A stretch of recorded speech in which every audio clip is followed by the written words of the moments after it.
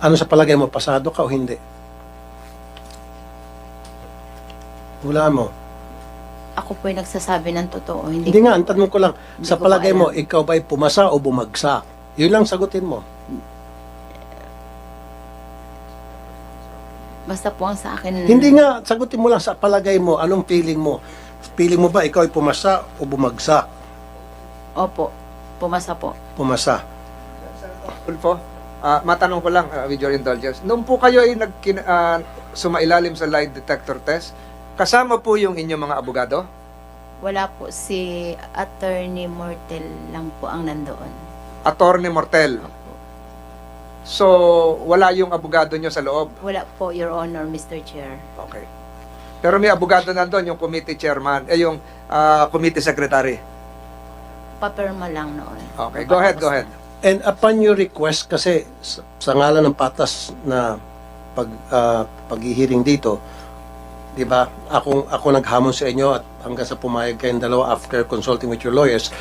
And then, sabi ko, para maging patas, hinamon ko rin yung dalawa at pumayag yung dalawa. Tama? Maliwanag. Ikaw lang, tapos aakyat na ako. Lumilitaw dito na ikaw ay deceptive. Ikaw ay nagsisinungaling. Bumagsak ka. Tulfo, in the interest of fairness and in the presence of the Commission on Human Rights, the chairman is directing the committee secretary to furnish a copy of the polygraph results to the counsel of the Ruiz couple. Para alam niyo po yung pinag-uusapan. Patas po dito sa committee ito, bibigyan po kayo ng resulta, official result ng polygraph examinations. Comsec, pakibigay na. Tuloy niyo po, Senator Tulfo. So, yun sinasabi kanina, nung pagpasok ko rito, ang dami tayong mga witnesses, ang dami natin pinag-usapan, pag ilang araw natin hearing, ang bottom line dito is, kung ikaw ba ay sinungaling o hindi. Ito na yung end game para sa akin. Kaya akit na ako after this, hindi na ako atin sa masusunod na hearing because for me, nandun yung satisfaction ko to prove for me and to everybody here na ikaw ay from day one nagsisinungaling at tama lang na ikaw ay nakulong sa baba at ang gusto ko mamaya pati ito mga kulong. So ito magpapatunay na ikaw ay nagsisinungaling. Period. Nakwento ko na, dagdag ulit, medyo backtrack ulit.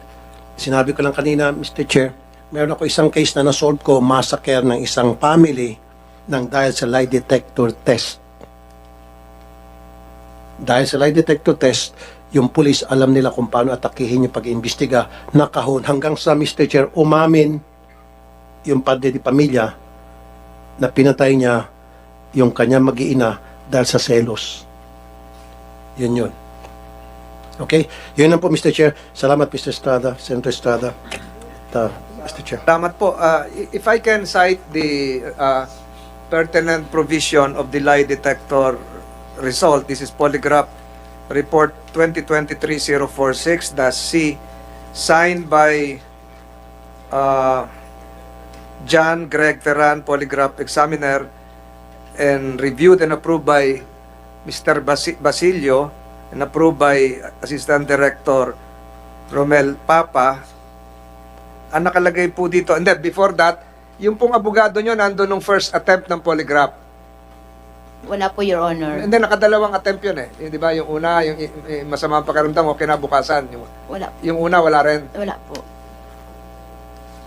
So, tatanungin ko ngayon ang NBI, ano pong ibig sabihin ng indicative of deceptions? Who can answer this? How do you explain this in layman's language? So yung ibig sabihin po, Your Sa Honor, Tagalog, oh.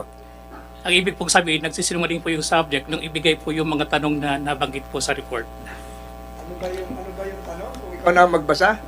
O So dito po, Your Honor, sa polygraph test ni Franelyn Ruiz, yung mga tinanong po sa kanya na nagsisinungaling siya ay ito po. Totoo bang lahat ang mga akusasyon o paratang laban sa iyo ni Ate LB Vergara? sagot? Ang sagot po niya ay hindi po, pero meron po siya ditong deceptive reaction. Yung pangalawa, Okay, ikaw ano ba yung- mismo? ang Mabalik ko lang yung sa tanong ni Senator, if I, with the permission of the chair, mabalik ko lang yung sa tanong ni Senator Francis. Ano ibig sabihin nung indicative of deception? Ano naging reaction niya nung tinanong mo siya? Nagkaroon po, sa polygraph tracing segment po kasi, Your Honor, meron po isa lang 4 na klase ng tracing segment. Isa po yung average tracing segment, yung sunod po ay reaction tracing, pangatlo po ay relief tracing, at saka yung pang-apat po ay distortion tracing. Pagka po ang subject ay nagsasabi ng totoo, usually po makikita doon yung tinatawag na average tracing. Average Yes po. tracing. Yes po, ang ibig po Alright. sabihin nito, ito po yung kanyang normal na tracing segment. Na kung saan, Nagre-reflect ba yan sa ano niya? yes po, sa equipment? chart paper po, yes po. Alright. So pagka nagsisinungaling po yung subject, lumalabas po dito yung tinatawag na reaction tracing. Sa Yung? layman terms po, reaction tracing po.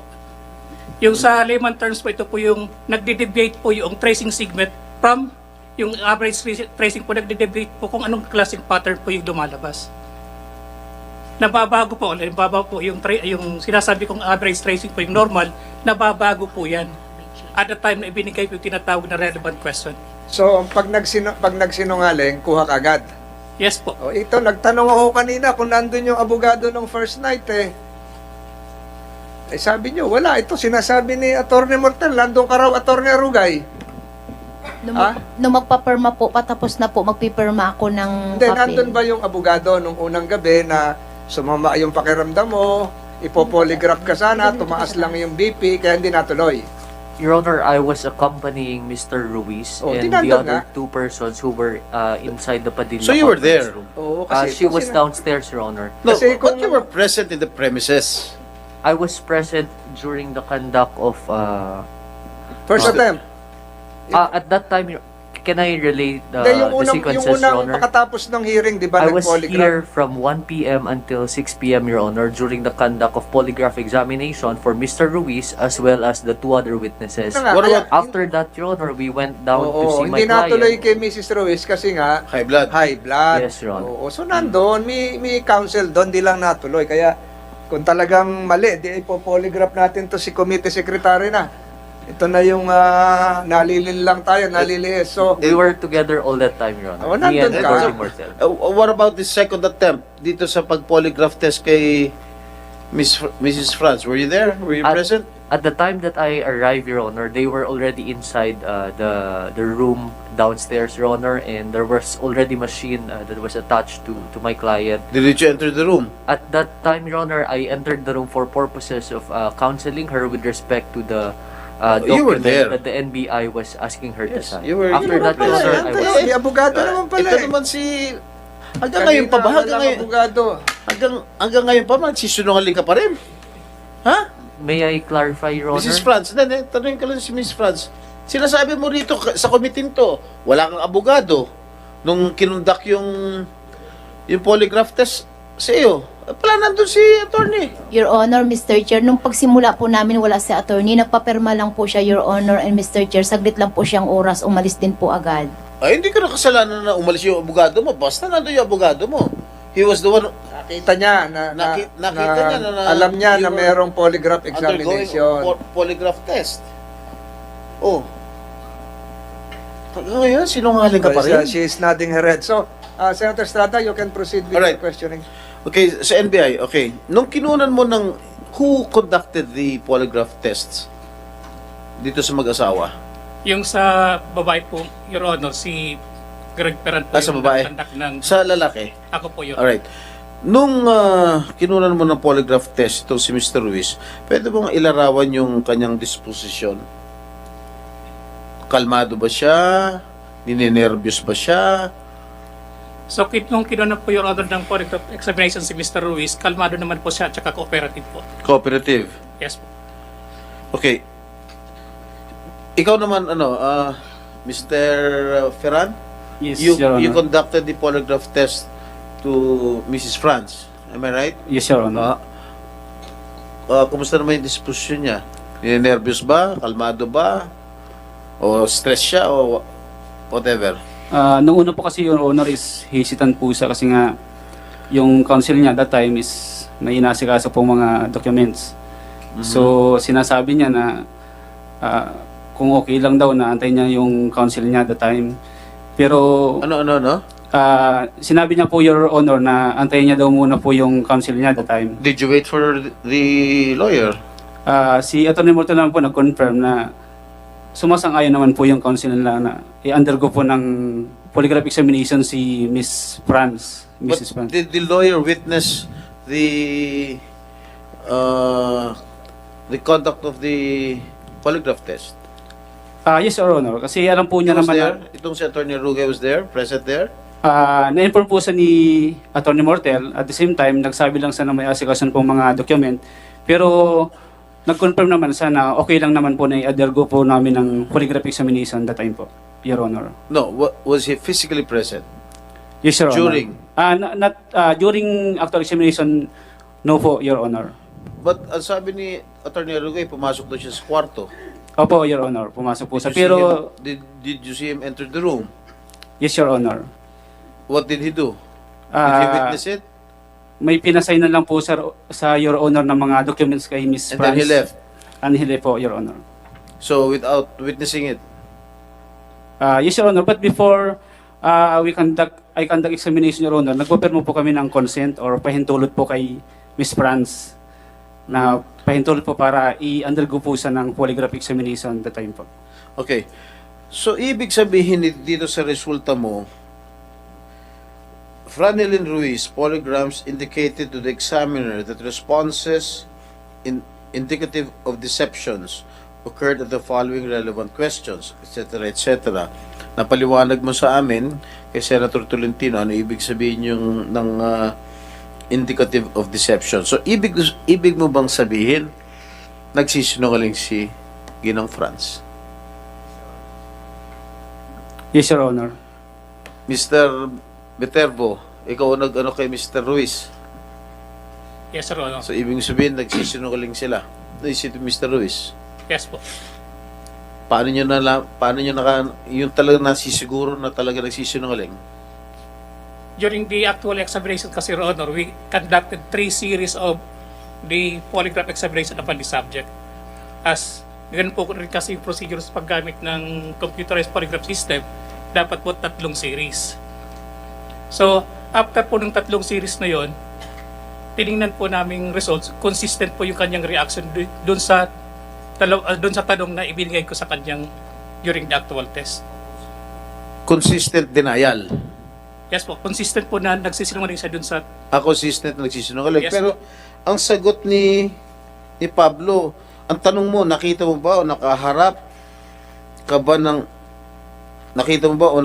ba nung nasaktan o minaltrato ni Franz si LV mula nang siya ay namasukan na magtrabaho sa inyo noong August 11, 2019? Ang sagot niya, hindi po. Second question, yung bang tinatago, pinagtatakpan mong ginawang pananakit o pagmamaltrato ni Franz kay LV? Ang sagot niya, hindi po. So, paano mo nalaman na nagsisinungaling? Result na record po ng computerized polygraph system po namin. Di ba, minsan tumataas yata yung blood, yung presyon. Is that an indication na nagsisinungaling? Hindi naman. Hindi po. At the time po kasi, Your Honor, na nakita namin na tumataas po yung BP niya, hindi po namin itutuloy yung polygraph examination. Dahil hindi po siya suited for Okay, can the you, actual test. kasi layman lang kami, no? hindi namin alam, we are not familiar with this lie detector test or this polygraph test. What are the indications para malaman, for us to know that the subject is lying? Aside from what you said, ano pa bang indications meron that are present? So, nakadepende po kasi kami, Your Honor, doon po sa nire-record po ng instrumento. Kung ano po yung lumalabas po sa instrumento, doon po kami nagbibigay po ng conclusion. You want to add, Mr. Ferran? Sige. Dr. To make it simple, ang beauty ng polygraph is there are certain things that we cannot control. Physiologic ang term, pero sa Tagalog, heart rate, breathing, blood Correct. pressure. Ito yung mga bagay na hindi natin kayang i-control. Yeah, will it reflect in the machine? Yes, Machine ba and yan? yan yung sinasabi niya. Ayun, kasi reading. masyadong, Masyadong malalim technical. yung, Then, masyadong yung mga terms yung- mo, hindi namin naintindihan eh. Yung series, sinasabi niya, nagtatanong tayo ng mga tanong na alam natin na tama. Anong pangalan mo? Anong birthday mo? So nakikita yung natitrace, nakikita yung Malalaman tracing. kung ninenervyos ka. Yes. Ayun. However, pag gusto mong magsinungaling o pag nagsisinungaling ka, hindi mo makokontrol ang cardiac rate mo, ang breathing, Correct. ang respiration. So, yun ang beauty ng machine. Yun ang Kaya nga, pinupunto ko. to simplify it, masyadong masyadong kumbaga patatay. sa To simplify lang. sa law masyadong Latin ang sinasabi mo, hindi namin maintindihan. Oh, sige, i-simplify mo pa, Dr. Papa. Kaya paulit-ulit itong tinatanong. Binanggit nila kanina, 3 series. Tinitingnan natin yung consistency, yung bang tracing ng heart rate mo, respiration, cardiac rate, blood pressure, consistent. Titignan doon, nakikita kung ano yung parte na nagkaka-spike. So, pag nagkaka-spike, chances of lying is higher. Okay. In their case, siguro these two gentlemen may answer it kasi sila nag-contact ng examen. In their case, nag-spike ba yung kanilang heart rate, blood pressure? Yes, Your Honor. Sino sa kanila? Both of them? Both of them po. Nag-spike yung heart rate? So that is an indication na nagsisinungaling sila. Is that the only indication? Before you answer, siguro, in the interest again of fairness, nakikinig ang human rights, ano yung possible impact ng anxiety, high blood pressure, stress, kung mag-undergo ka ng polygraph? Mag-spike ba o normal lang? Kasi may doktor naman kasama dito, di ba? Meron bang magiging influence yung mataas ang BP mo? Kaysa kung normal ka lang, relax ka, kung mataas ang pressure, ang blood pressure mo, baka lumabas ka sinungaling. Meron bang ganun yan? Sir, that's precisely the reason why we get baseline vital signs bago natin i-test. And that was the reason why in the initial test, there was no test done because mataas ang BP niya. But I totally agree with you na high blood pressure, anxiety can cause it. So that's the reason why at the start, meron tayong mga standard questions. So pinahinga muna siya. Pinagpahinga siya. Pinatulog muna siya nung gabi, kinabukasan nung siya. time na yun, sir, yes. So nung Then, binipi siya, okay na yung BP niya. I Kinabukasan. would presume. I wasn't there, Your Honor, sorry. So the following day, Your Honor, nung bago namin in-examine si Ms. Ruiz, pinabiti po muna namin at the same Okay na. nung resulta po is normal na. Normal. Yes po. Okay, doktor ng Senado yon. Yes po. So normal siya, kaya tinuloy niya yung polygraph. Yung BP niya po that time is 120/71 po. So okay yon. BP ng teenager yun. Di ba? Normal. So relax siya. So that can result into the accuracy of the test. So, ang tinatanong lagi pag may polygraph, yung mga countermeasures. Paano magiging are there countermeasures to detect any false results or meron bang ginawang ganon? Paano yan? Paano masasagot yun? Mr. Basilio, mas eksperto kayo dito. Good afternoon, sir. Regarding sa mga questions regarding sa unsatisfied subjects ng mga na polygraph, we conduct another series of examination by another examiner, sir. That's called what? Countermeasures? Yes, sir. So, nag-conduct din tayo ng countermeasures. Yes, sir. So, to really validate. Yes, yes, sir. Okay. Your Honor. So, ibig sabihin, kahit hindi ka duda dun sa unang resulta, isa-subject mo to sa countermeasures para masyerto talaga na tama yung resulta. Yes, Your Honor. Okay. Can you describe briefly what a countermeasure is? To educate all of us here. Ngayon lang narinig nung iba yung countermeasure. Yung para makasigurado ng lehitimong resulta, Your Honor.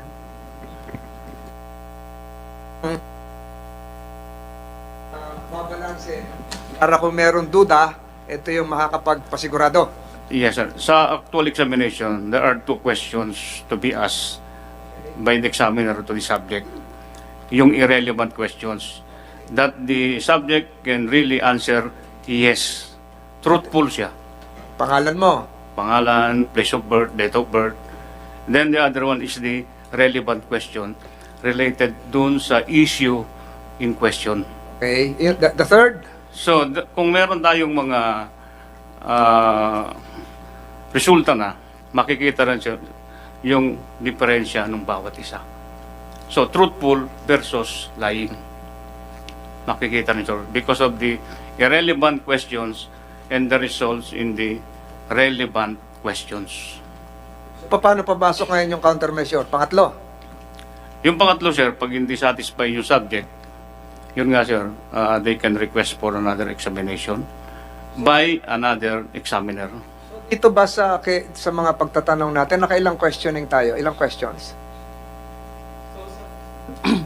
Salamat, Mr. Basilio. Sa bawat subject, Your Honor, as requirements po kasi ng computerized polygraph system, parati pong 3 series. Tatlo. So kahit walang request, nagpasok kayo ng countermeasure. To Yes, ensure. Yes, but at the same time po kasi, Your Honor, as the countermeasure po dun sa mga involuntary movement of the subject during the actual test, meron pong parte yung instrumento na nadidetect po yung mga movement pong nangyayari during the actual time. Kasi yung subject naman, hindi hihingi ng countermeasure yun kasi hindi naman nila ngayon lang nila narinig na may countermeasure. Di ba? Di ba pwede, sir, pwede ba ako mag-countermeasure? Wala naman ganun, di ba? Kayo na lang yon. Part ng standard practice. Is that correct? Yes, Your Honor. Senator Estrada? Thank you, Mr. Chair. Director Papa, can a polygraph test be manipulated? Actually, matagal na namin gustong itry. We wanted to make a study sa Bilibid kasi yung mga known felons, magagaling magsinungaling eh. So, dito sa NBI, so far, well, in my experience with the forensics, wala pa akong nakita nag-manipulate eh. Pwede siguro, no? Pwede kung iinom ng sedative. Kaya nga, tinatanong namin ito eh, meron ka bang mga gamot na ininom? Kasi pag sedated ka, hindi basta-basta mag-i-spike ang heart rate mo, ang cardiac rate. So, tinatanong namin yon. So far, sir, sa experience namin ni Lito, been with the Bureau for 29 years, wala pa akong nakita o nadinig na nagmamanipulate. Pero sa tingin namin, may pagkakataon, hindi siya imposible, pero mahuhuli mo kasi nga, pag hindi kami sa resulta, pwede namin ulitin siya eh. Pwede namin Matanong siya ko, Mrs. Ruiz, pinainom ka ng gamot bago mag-polygraph? Walang gamot. Wala po. 2 bisis lang ako inulit na in-examine. Yung Pinalitan mga nila yung aparato pagbababa sa ng kamay BP, ko. hindi ka pinainom? Bababa ng blood Wala pressure? Po. Wala. Hindi ka binigyan ng Senate doctor Wala ng... po. Wala po. Hindi ka, nagme-maintenance ka ba? Wala